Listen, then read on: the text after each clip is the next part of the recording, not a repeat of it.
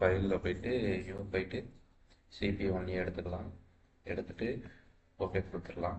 இதை வந்து நம்ம நார்மல் கவுண்டரை பார்த்தோம். CNTனா BCD, CNTXனா பைனரி ரெண்டு பார்த்தோம். இன்றைக்கி வந்துட்டு பார்த்தீங்கன்னா அது டிக்ரிமெண்ட் கவுண்டரு. இப்போ நம்ம இன்றைக்கி பார்க்கறது வந்து பார்த்தீங்கன்னா ரீசெட் கவுண்டரு. டைமர் கவுண்டரை கிளிக் பண்ணுங்கள். இங்கே வந்து உங்களுக்கு இருக்க பாருங்கள் CNR, CNRX. இதை கிளிக் பண்ணுங்கள். இங்கே போட்டிருக்கு பாருங்கள் reset the timer and counter within the specified range of timer or counter numbers அப்படின்னு போட்டிருக்கு. நம்ம வந்துட்டு ஒரு ஒரே ஏரியாவுக்குள்ள இருக்கிற ஒரு டைமரை வந்து ஆன் பண்ணாலும் அது வந்து நமக்கு ஆன் ஆகக்கூடாது, அதை வந்து ரீசெட் பண்ணி வைக்கணும் அப்படின்னு இதை யூஸ் பண்ணலாம், டைமரோ கவுண்டரோ. ஸோ அதை வந்து இது வந்து N1 ஃபர்ஸ்ட் நம்பர் இன் ரேஞ்சு, N2 வந்து லாஸ்ட் நம்பர் இன் ரேஞ்சு.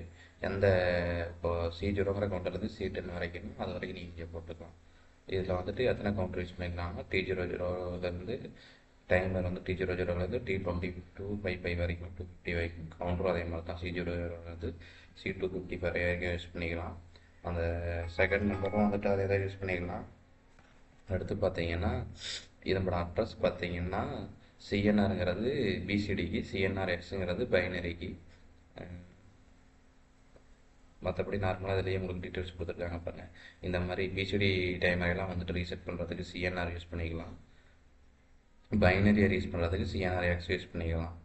ஸோ நம்ம வந்து ப்ரோக்ராம் மூலமாக பார்த்துடலாம். இன்புட் போட்டேன் 0.00 போட்டாச்சு.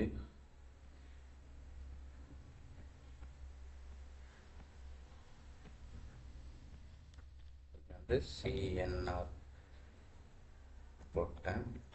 C00லேருந்து C010 வரைக்கும் நம்ம ரேஞ்ச் செலக்ட் பண்ணிக்கலாம். செலக்ட் பண்ணியாச்சு. அடுத்து ஒரு இன்புட்டு போடுறேன் 0.01 விட்டுக்கிறேன்.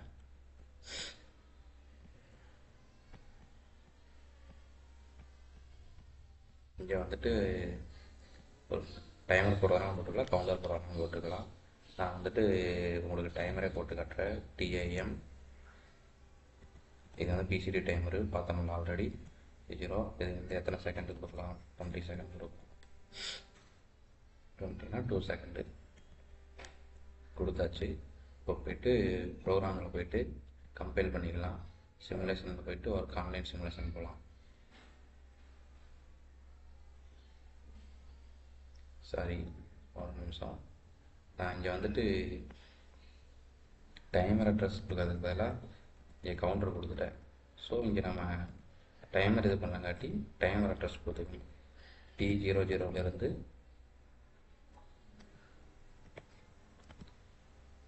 T10 வரைக்கும் கொடுத்துடலாம். கொடுத்துக்கிட்டேன்.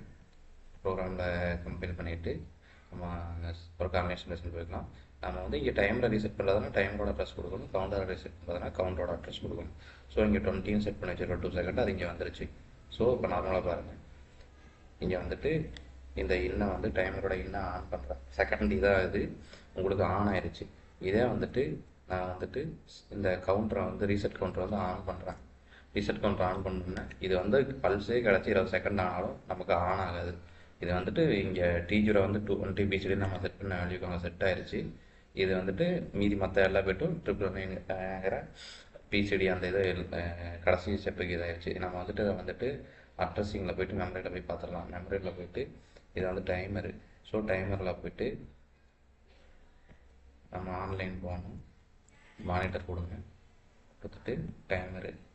ஸோ உங்களுக்கு இங்கே காட்டுது பாருங்கள், T0லேருந்து நம்ம T10 வரைக்கும் எல்லாமே இந்த மேக்ஸிமம் வேல்யூ இது வந்துருச்சு. இந்த T00 வந்துட்டு இது மட்டும் நமக்கு 20 காட்டுது. ஏன்னா இது வந்து சேம் ஏரியாவுக்குள்ள இருக்குது. இங்கே ஆல்ரெடி 20 செட் பண்ணி வச்சுருக்காங்க. நமக்கு இது ஆனே ஆச்சுனாலும் இந்த ஃபங்க்ஷனில் வந்து ஆன் ஆகக்கூடாதுங்கிறதுக்காக தான் நம்ம இந்த ரீசெட் கவுண்டரை யூஸ் பண்ணியிருக்கோம். ஸோ அவ்வளோதான். இப்போ வந்துட்டு நான் இதை இது பண்ணிட்டேன்னா உங்களுக்கு வந்துட்டு திருப்பி இந்த டைமர் வந்து உங்களுக்கு ஆன் ஆகிக்கும்.